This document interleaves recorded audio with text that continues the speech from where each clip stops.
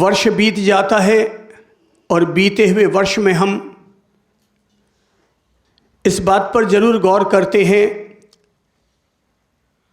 कि साल भर में ऐसे कौन कौन से अच्छे काम हुए जिसके लिए मुझे ग्रेटिट्यूड से भरना चाहिए, मुझे आभार और शुक्रिया से भरना चाहिए कि कौन कौन लोग ऐसे हुए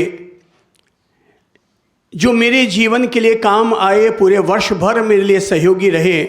मुझे कम से कम उनके प्रति 3 बार शुक्राना शुक्राना शुक्राना तो ज़रूर अदा करना चाहिए।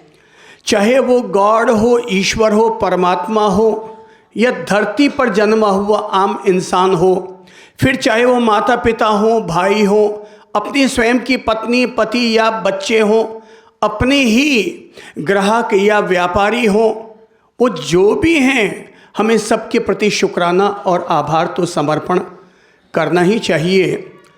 वो आदमी नमक हराम होता है, वो आदमी कृतज्ञ होता है जो आदमी अपने जीवन में शुक्राना अदा करना नहीं जानता। अगर हम रास्ते पर चलते हुए 10 मिनट के लिए भी अगर किसी की गाड़ी में लिफ्ट ले लेते हैं तो उतरते समय उसे धन्यवाद देना नहीं भूलते, तो साल भर तक, पूरे वर्ष भर में हमारी जीवन की गाड़ी को चलाने और खींचने के लिए, आगे बढ़ाने के लिए जो लोग हमारे लिए सहयोगी बने, क्या हम उनको धन्यवाद नहीं देंगे, आभार नहीं करेंगे? इंसान के सामने 2 ही विकल्प हैं, कृतज्ञ या कृतज्ञ। जो कृतज्ञ होता है वो अंदर से हमेशा हरा भरा रहता है, और जो कृतज्ञ होता है उसका तालाब वैसे ही सूख जाता है जैसे पानी के चले जाने के बाद तालाब दरारों में बंट जाया करता है। इंसान के सामने 2 विकल्प हैं, एक और है आलोचना करना और दूसरा है अनुमोदना करना। अनुमोदना करोगे तो आपके भी गुण बढ़ेंगे और अगले को भी प्रोत्साहन मिलेगा। आलोचना करोगे तो अपनी भी आत्मा गिरेगी और उसके साथ हमारे रिश्ते भी खराब होंगे।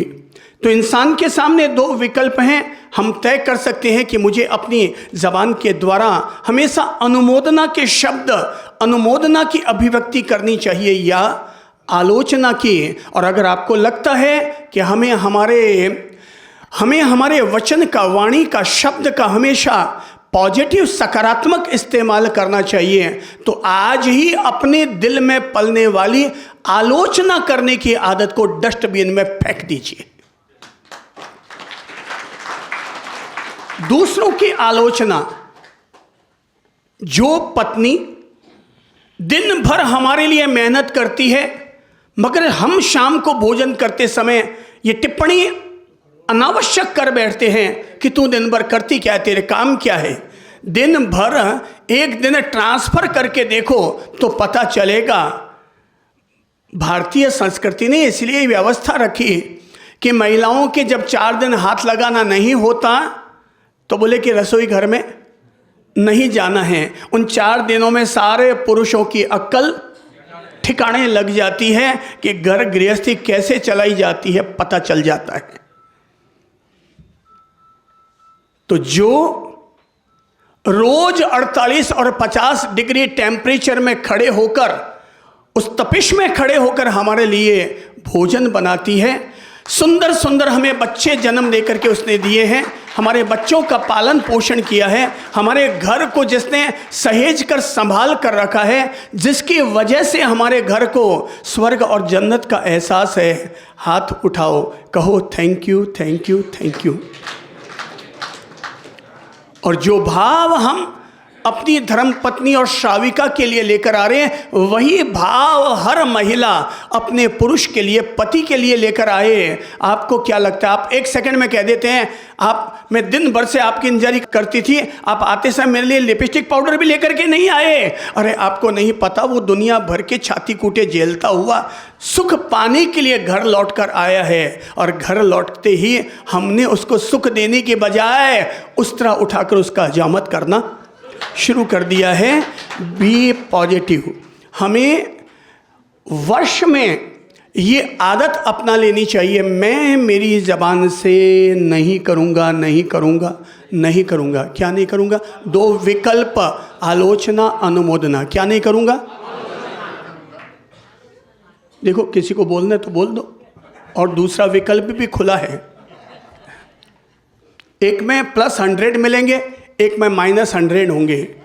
आलोचना करेंगे तो -100 होगा, और अनुमोदना करेंगे तो खुद ही नंबर दे दो और खुद ही अपने आप को देखो कि मैं प्लस में जाना चाहता हूं कि माइनस में जाना चाहता हूं। हमें नए वर्ष में केवल अपना मानसिक संतुलन ठीक करना है, मेंटलिटी ठीक करनी है। संबोधि ध्यान शिविर का पवित्र आयोजन इसको बैलेंस करने के लिए है। किसको? ये आपकी खिसकी हुई नाभि को ठीक करने के लिए नहीं है। ये खिसकी हुई नाभि को ठीक करने के लिए नहीं है। संबोधि ध्यान शिविर आपके पांव में मोच आ गई तो उसको ठीक करने के लिए नहीं है। ये माइंड में जो मोच आ गई है उसको ठीक करने के लिए है। यहां इसको हाथ आगे बढ़ाओ, 5 अंगुलियां खोलो, अब हिलाओ, डुलाओ। मेडिटेशन क्या काम करता है? इस हिलते डुलते माइंड को क्या करता है? सब बोल, बैलेंस बैलेंस बैलेंस। और बैलेंस का नाम ही जीवन है। बैलेंस का नाम, संतुलन का नाम ही जीवन है। और इस हिलते डुलते माइंड को, इस इधर उधर भटकते माइंड को, इस चंचल मन को कोई भी व्यक्ति शिविर शुरू करने से पहले अपने माइंड की ईईजी करके आए, और शिविर समापन के बाद में अपने माइंड की क्या कर ले? ईसीजी। हार्ट की क्या होती है? हैं? तो यही बोल रहा हूं, हार्ट की ईसीजी होती है और माइंड की ईजी होती है। अपने माइंड की ईजी करके देख ले। डॉक्टर को दिखाने जाएंगे तो वो भी ताज्जुब करेगा कि मेरे साल भर दी गई दवाएं वो काम नहीं कर पाई, जो 6 दिन के मेडिटेशन कैंप में लोगों ने आकर के वो कमाल प्राप्त कर लिया कि हमारी ईईजी, ये लकीरें कैसे चलती है। ईसीजी कितने लोगों ने देखा है? देखा है, सबने देखा है। लकीरें कैसे चलती है? सीधी की आड़ी टेढ़ी, और सीधी हो गई तो बंदा साफ, पत्ता साफ। तो ये टेढ़ी मेढ़ी चल रही है। न केवल हार्ट की बल्कि माइंड की भी। इंसान के माइंड में 4 तरह की तरंगे, वाइब्रेशन चलते हैं, बीटा, अल्फा, थीटा, गामा। 4 तरह की तरंगे ईईजी में 4 तरह की तरंगे चलती हैं, बीटा, अल्फा, गामा, थीटा।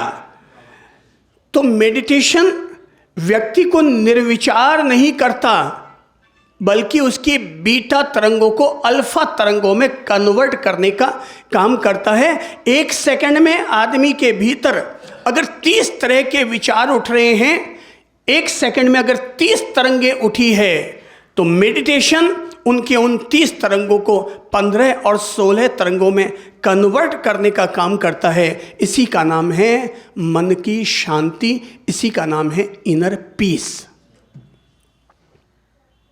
इसी का नाम है इनर पीस, आंतरिक शांति।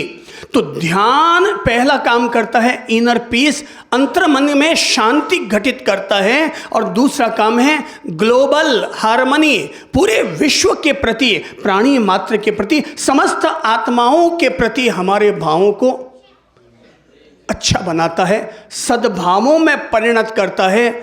हम आए थे तो मन में कईयों के प्रति गांठें थी, मन में कईयों के प्रति आक्रोश और क्रोध था, और उस क्रोध ने हमारे मन को कोयला कर दिया था। वैर विरोध के गांठों ने हमारे मन को, हमारे हृदय को, हमारी चेतना को वैर विरोध ने विष्ठा में बदल दिया था। हम मात्र 6 दिन का अपने आप पर पॉजिटिव अभ्यास करते हुए, केवल छोटा सा अपन लोगों ने 6 दिन तक प्रयोग किया था मेडिटेशन का, और वो था ओम का नाद, सचेतन श्वास और आत्म ध्यान। केवल इस छोटे से प्रयोग ने हमारे अंदर, किसी के भीतर इतना परिवर्तन हुआ, किसी में इतना परिवर्तन हुआ, किसी में इतना परिवर्तन हुआ। कितना परिवर्तन हुआ? हाथ ऊपर उठाओ। कितना हुआ? पहले द्वार बंद थे, पहले द्वार बंद थे, फिर क्या हुआ? किसी का इतना हुआ, किसी का इतना हुआ, किसी का इतना हुआ, किसी का इतना हुआ। जैसी जिसकी पात्रता, जैसी जिसकी भवितव्यता, जिसने जितना अधिक पुरुषार्थ किया, जिस पर जितनी गुरु की कृपा हुई, उसके जीवन में उतना ही परिवर्तन आया जो इंसान के भाग्य को संवार दे और बदल दे। उसी का नाम है संबोधि साधना। संबोधि का अर्थ होता है सम्यक बोधि। सब बोल लो, संबोधि का अर्थ क्या है?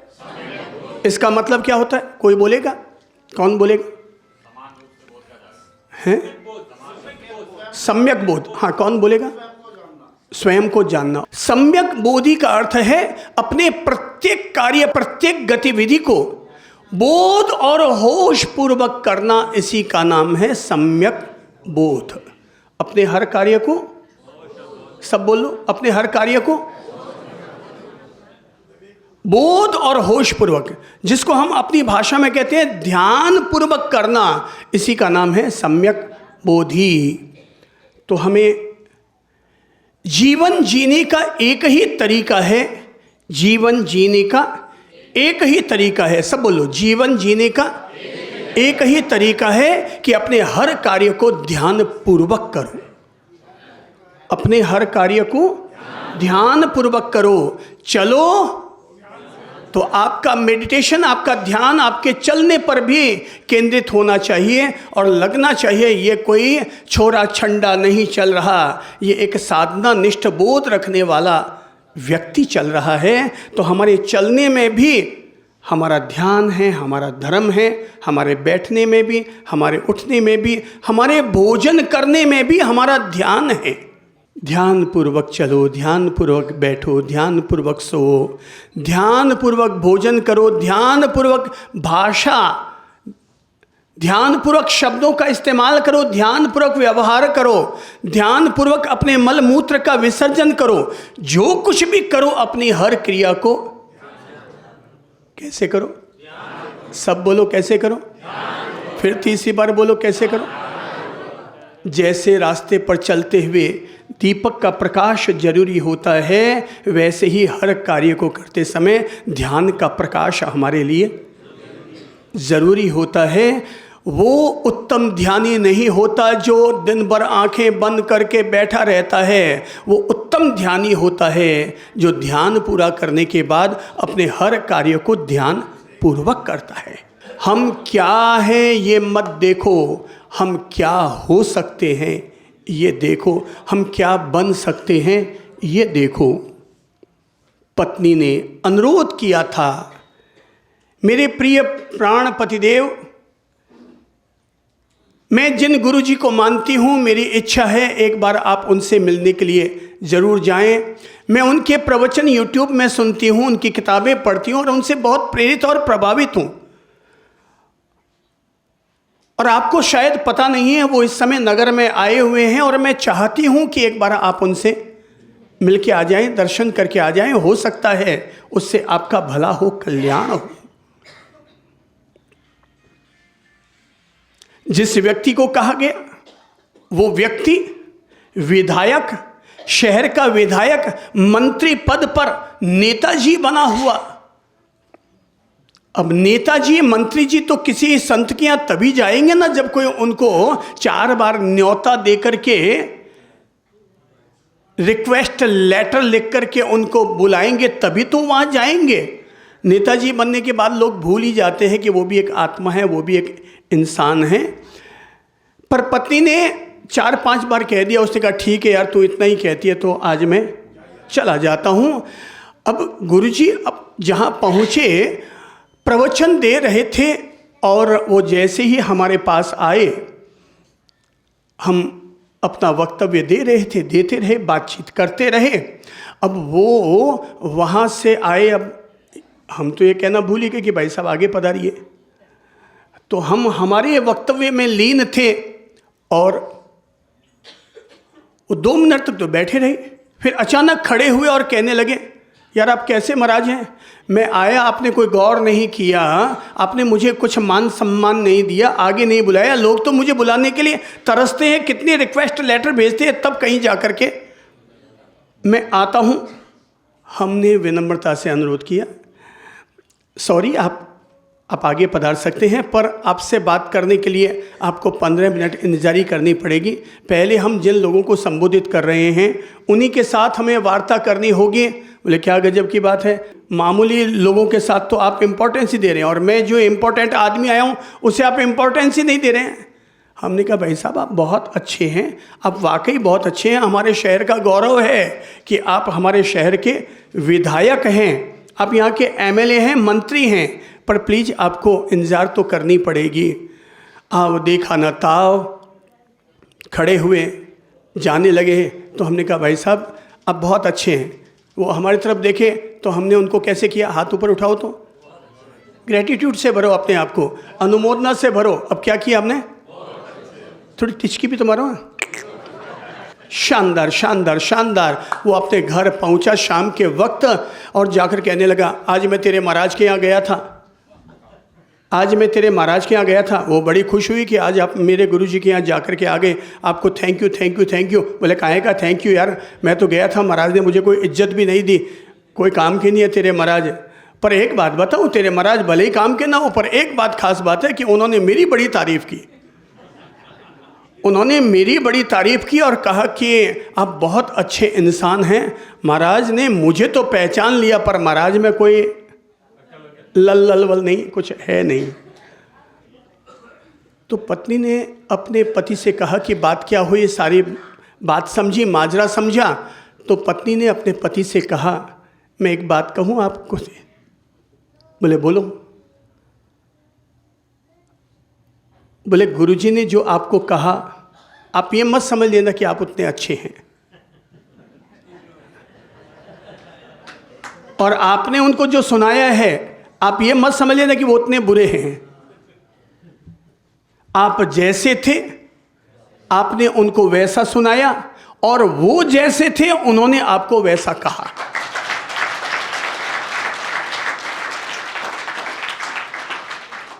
वो खुद जैसे थे वो पॉजिटिव थे, आपके लिए पॉजिटिव बोले, आप नेगेटिव बनकर गए, इसलिए आपने उनको नेगेटिव रूप में देखा।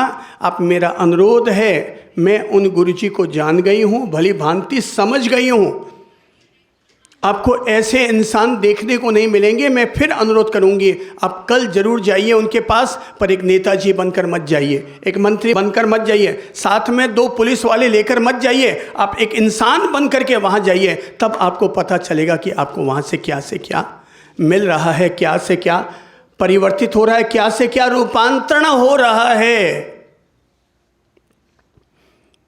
विधायक अगर आम इंसान बनकर आ जाए तो उसके लिए विधायक कार्य किए जा सकते हैं, और हम लोग भी सब एक आम आत्मा बनकर के आए हैं, तो सबके भीतर रूपांतरण हुआ है, थोड़ा हुआ या ज़्यादा हुआ।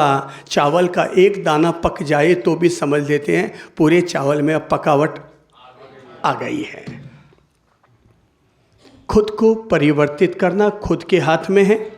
मुझे बदलना मेरे हाथ में है, आपको बदलना आपके हाथ में है। अगर लगता है मैं जिनको बदलना चाहता हूँ वो नहीं बदल रहे तो छोड़ो लफड़ा, उनको बदलना छोड़ो, तुम खुद बदल जाओ, बस तेरे लिए तो शांति का मार्ग खुल गया। तुम्हें जैसा जीना है तुम जी लो, मुझे जैसा जीना है मैं जी लेता हूँ। क्यों दुनिया का लफड़ा और प्रपंच अपने माथे पर ओढ़ के चलो। एलएमएल लोड मत लो। इस दिमाग को हम जितना सहज रखेंगे, जीवन को जीना उतना ही शांतिदायक और आनंददायक बनेगा, और जितना हम इसमें लफड़ा पालते चले जाएंगे उतना ही जीवन को जीना मुश्किल हो जाएगा। नए वर्ष में जब हम प्रवेश कर रहे हैं, मैं साधुवाद दूंगा समस्त साधना शिविर में आने वाले लोगों को, जिन्होंने सन 2025 के लिए, आधे लोगों ने तो ये संकल्प ले लिया था कि हम प्रतिदिन सूर्यास्त के बाद भोजन का त्याग करेंगे और रोज़ 50 रुपया चैरिटी के लिए, भलाई के कार्य के लिए समर्पण करेंगे। आप में से कौन कौन लोग हैं जिन्होंने रात्रि भोजन का त्याग किया, 50 रुपया चैरिटी के लिए निकालने का व्रत लिया? Thank you, thank you, thank you. आप में से कितने लोग ऐसे हैं जिन्होंने श्रावक धर्म को समझते हुए ये संकल्प लिया कि आज के बाद हम श्रद्धापूर्वक विवेक सहित अपने कर्म और क्रियाओं को करेंगे और अपने जीवन में 5 व्रत, 5 संकल्पों को धारण करते हुए अपना श्रेष्ठ जीवन जिएंगे? कितने लोग हैं ऐसे जिन्होंने ये संकल्प लिए थे? ताली बजाओ बाकी के लोग।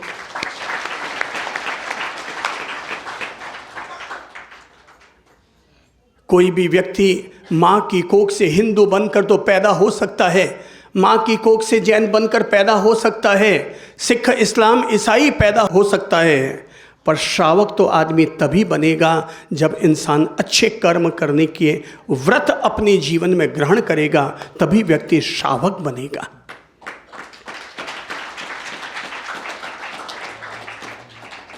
श्रद्धा सहित विवेक पूर्वक अपने क्रियाकलाप करने वाला व्यक्ति क्या कहलाता है? श्रावक। और हम अब केवल सामान्य गृहस्थ नहीं रहे, बल्कि हम सामान्य से ऊपर उठकर क्या बने? हम दोबारा बोलो, क्या बने हम? थोड़ा जोर से बोलो तो, और ऊंची ध्वनि में बोलो तो। श्रावक। केवल मैं 9 वर्ष पर एक ही चीज प्रेरित करूंगा, 1-2 बिंदु कह देता हूं। पहला है, इसको बैलेंस रखो।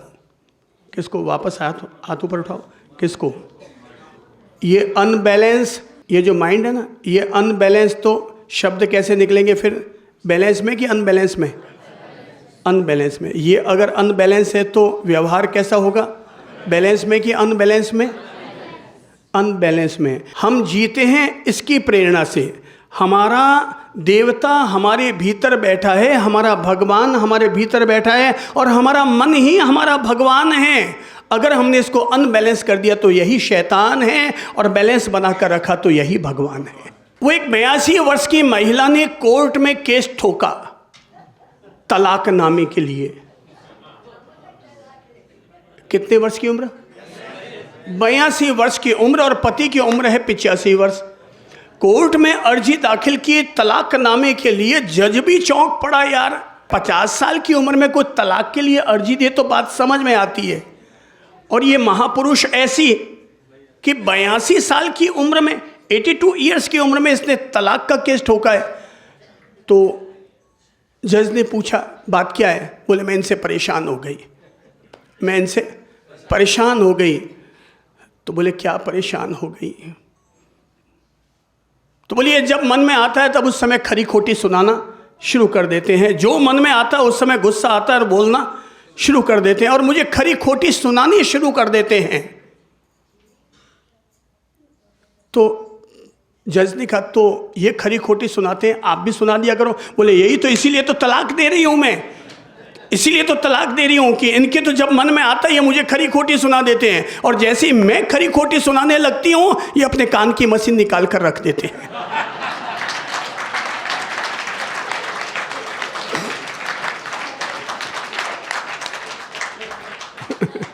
क्या करते हैं?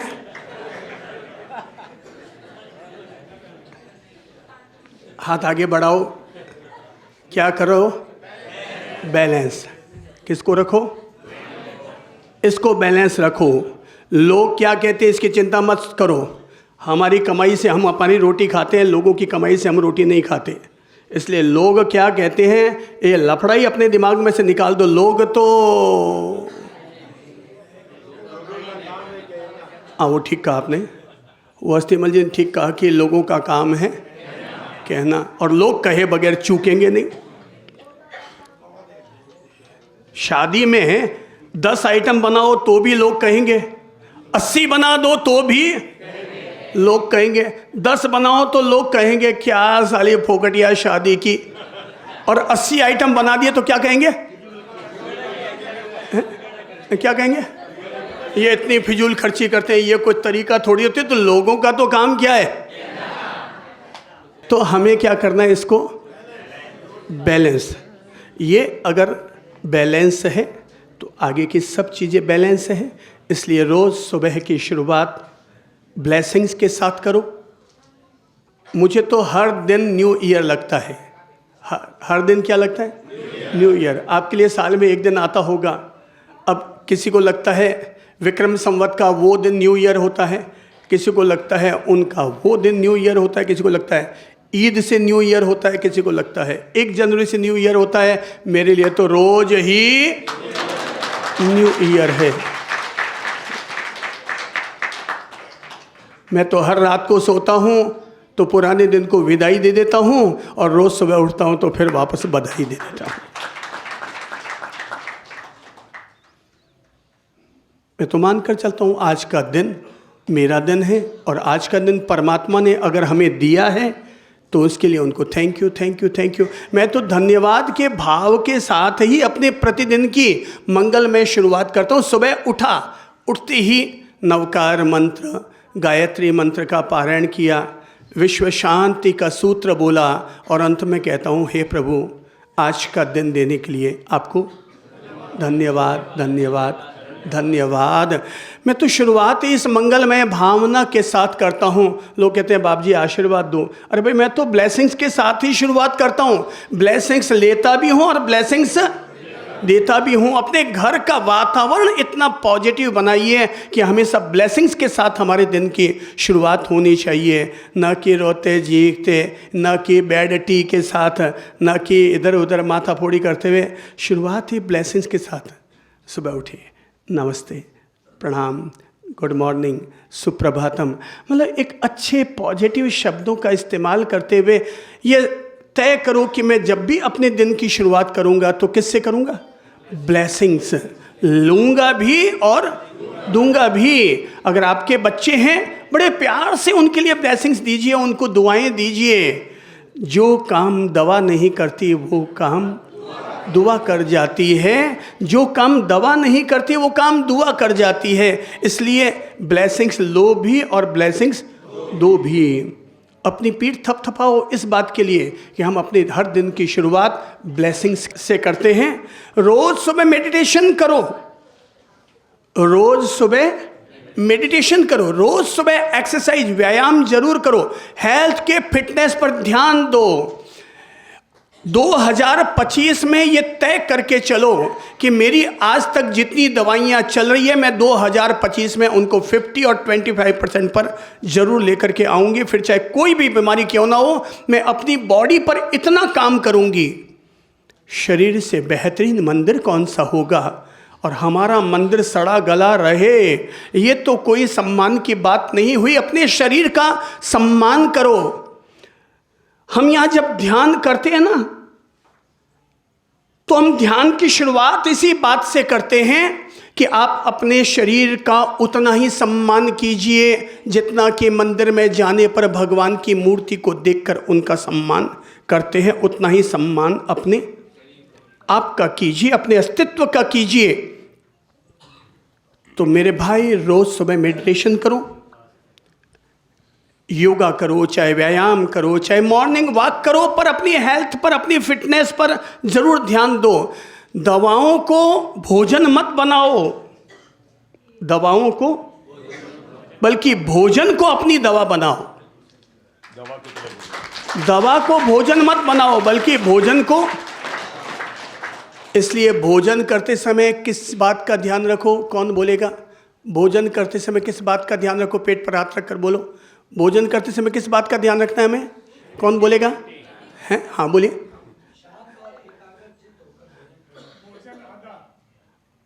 भोजन आधा। और कौन बोलेगा? खड़े होके बोलो। अभी इतनी बुढ़ी थोड़ी हुई है, गुड्डी है। हाँ जोर से सुनाओ सबको। जितनी हमें भूख है, हमें लंबी उम्र, 100 साल की उम्र पाने का हेल्थ का सीक्रेट यहीं से शुरुआत है। भगवान महावीर के उनोदरी के तप को लागू करो और जब भी भोजन करो तो 80% भोजन करो, 20% की छुट्टी। जैसे सप्ताह में एक दिन रविवार की हम छुट्टी के लिए डाल देते हैं, वैसे ही भोजन में 80% ग्रहण और 20% छुट्टी। तो उनोदरी तप के साथ अर्थात 80% भोजन खाने के लिए और 20% त्याग करने के संकल्प के साथ अगर हम भोजन करते हैं, वो भोजन भी हमारे हेल्थ के लिए उपयोगी बन जाता है। सुबह मॉर्निंग वॉक के लिए जाओ, आप एक्सरसाइज करो, दिन भर आलसी बन करके पड़े मत रहो। लोगों की क्या है, बोले फिजियोथेरेपिस्ट आता तो है, मेरी टांग थोड़ी ऊंची नीचे कर जाता है, थोड़ा यूं यूं कर जाता है, खुद से हिला डुला नहीं जाता है। कोई आके हिला जाए तो हिल जाती हूँ, कोई आके हिला जाए तो हिल जाता हूँ, मैं खुद नहीं हिलता। आजकल समस्या ये है, घर की लुगाइयों से घर का काम नहीं होता है, उनको एक बाई चाहिए, उनको एक बाई चाहिए। काम तो करवाएंगे, उनसे करवाएंगे, हम नहीं करेंगे। हम तो हमारी टांगों को कैसे रखेंगे, हम बाकी सब हिलता है, मैं नहीं। सोफा सेट पर रखेंगे। उनकी दुनिया में सब कुछ हिलता है, केवल वो खुद नहीं हिलते। उनकी दुनिया में वो सब कुछ हिलता है और सबको हिलाते हैं वो, पर केवल एक चीज नहीं हिलाते। अच्छा बताओ, चलिए अगर मैं पूछूं आप लोगों में से, मोहन जी, रत्नेश, जरा खड़े होइए तो एक जवाब दीजिए मुझे।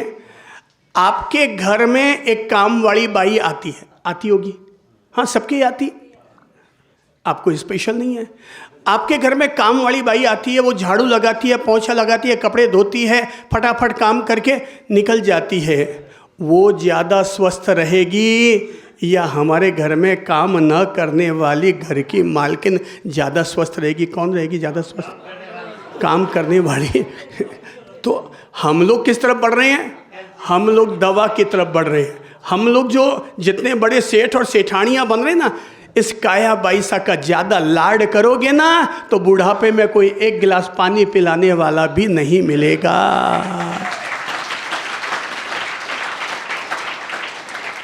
ये उम्मीद ही छोड़ दो कि घर में बहू आएगी और आपकी सेवा करेगी। वो तो अपनी सेवा आपसे न करवा ले तो कह देना। और हमारे ललित प्रभु जी ने अभी पिछली बार कुछ कहा था, तो बोले घर में एक शादी हुई, बहू आई, सासू ने देखा नहीं नहीं बहू आई है, कहीं काम बढ़ाऊँ भाई, थोड़ा लाड में बैठी रहने दूँ। तो सासू ने कोई काम नहीं बताया। वो भी 22 ऐसी सेठानी 9 बजे 10 बजे तक नीचे ही नहीं आए। तो हफ्ता पर बीता, 15 दिन बीते, सासू को लगा यार अब तो शर्म मुझे भी छोड़नी पड़ेगी और उसको काम के लिए कहना पड़ेगा। 1 महीना बीत गया, बोले बींदनी सा अब तो पधारो। तो बोले आओ। हाँ मम्मी मैं जल्दी आके क्या करूँगी? बेटा थोड़ा काम करो। मम्मी मुझे तो कोई काम करना नहीं आता। बोले अच्छा कुछ नहीं आता, खाना बनाना तो आता है। मम्मी मैंने कभी खाना नहीं बनाया। अच्छा कोई बात नहीं, पोहा बनाना तो आता होगा। बोले वो भी नहीं आता। बोले चाय तो बनानी आती होगी, तो वो भी नहीं आती है। बोले जब सगाई की थी तो तूने मुझे बताया नहीं। बोले मम्मी जी मैंने सोचा कि सीधा आपको सरप्राइज दूंगी।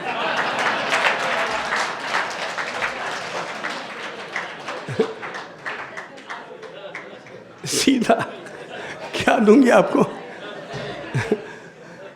सीधा सरप्राइज दूंगी। तो अब ये हालत ये होगी कि सबके घरों में बहू कैसी आएगी? सरप्राइज देने वाली, प्राइज देने वाली नहीं आएगी अब। तो ब्लेसिंग्स, मॉर्निंग वॉक करो, एक्सरसाइज करो। लोग मॉर्निंग वॉक करने के लिए कब जाते हैं? कब जाते हैं?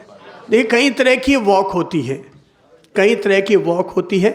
एक होती है मॉर्निंग वॉक, आदमी सुबह सुबह टहलने के लिए जाता है। एक होती है बर्निंग वॉक, दूसरे को चलते हुए देखकर मन में इच्छा होती है, मन में जले सी होती है यार मैं भी चल लूँ। तो आज चंद्र प्रभु को सुना तो मन में बर्निंग वॉक हो रही है कि मैं भी थोड़ा चल लूँ। कुछ होती है टर्निंग वॉक, कोई लड़की उधर से जा रही है तो पीछे से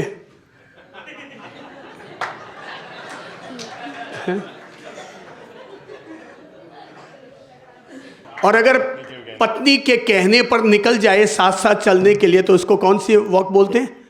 डार्लिंग वॉक। कौन सी वॉक? Darling walk. पर जो इन सब से भी नहीं सुधरे वो फिर ऐसे किसी डॉक्टर मदन जी के पास जाते हैं, तब वो नई वॉक चालू कराते हैं जिसका नाम है, बोलो, अरे उसका नाम है क्या देते हैं आप? सही कहा आपने, वार्निंग वॉक। वो है वार्निंग वॉक कि अब वार्निंग मिल गई है, चलो हार्ट का ऑपरेशन हो गया, चलो नहीं तो और ज़्यादा गड़बड़ हो जाएगी। तो लोग वॉक भी करते हैं तो मजबूरी में करते हैं, खाते रहते हैं, जर्दा गुटखा शराब सिगरेट सब लेते रहते हैं। पर जब उनको वार्निंग मिल जाती है तब या तो छोड़ते हैं या किसी चंद्र प्रभु ललित प्रभु की पाठशाला में आकर के वो छोड़ करके जाते हैं। मेरे भाई, सुबह दिन की शुरुआत ब्लेसिंग से करो, मेडिटेशन से करो, अफर्मेशन से करो, नॉलेज से करो। दिन की शुरुआत कैसे करो? नॉलेज से। कोई भी एक अच्छी किताब 2 लाइन की पढ़ो, 2 पन्ने पढ़ो, नॉलेज के साथ शुरू करो। लोग कॉलेज छोड़कर क्या निकले? हमने नॉलेज ही छोड़ दिया। हमने कॉलेज क्या छोड़ी, उसके बाद नॉलेज लेना हमने बंद ही कर दिया। सावधान, नॉलेज के साथ अपने दिन की शुरुआत करें और दिन का जो समापन करें, दिन भर अपने माइंड को क्या रखें, ये बैलेंस। और रात को सोने से पहले फॉरगिवनेस का काम अवश्य कर लीजिए। फॉरगिवनेस का काम अवश्य कर लीजिए कि रात को सोने से पहले क्या कर लेना है? हाथ जोड़ो, सब बोलो, हे मेरे प्रभु जी, मेरे द्वारा दिन भर में किसी भी प्रकार का गलत चिंतन हुआ हो, गलत वचन निकला हो, गलत कर्म या व्यवहार हुआ हो, तो उसके लिए क्षमा प्रार्थना करते हैं। बस ये एक छोटी सी प्रतिक्रमण की लाइन बोलो, क्षमापना का पाठ बोलो, दिन भर की गतिविधियों पर 1 मिनट नज़र डालो। कोई अगर लगता है बड़ा दोष हो गया तो खड़े होकर उससे क्षमा मांग लो, मिच्छामि दुक्कडम दे दो।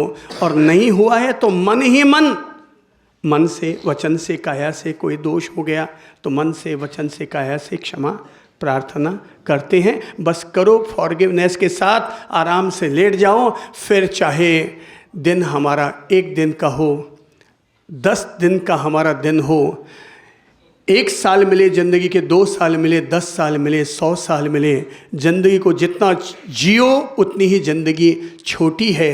पर पॉजिटिवनेस के साथ जियो तो जीवन का हर दिन happy new day, happy new day, happy new day. आज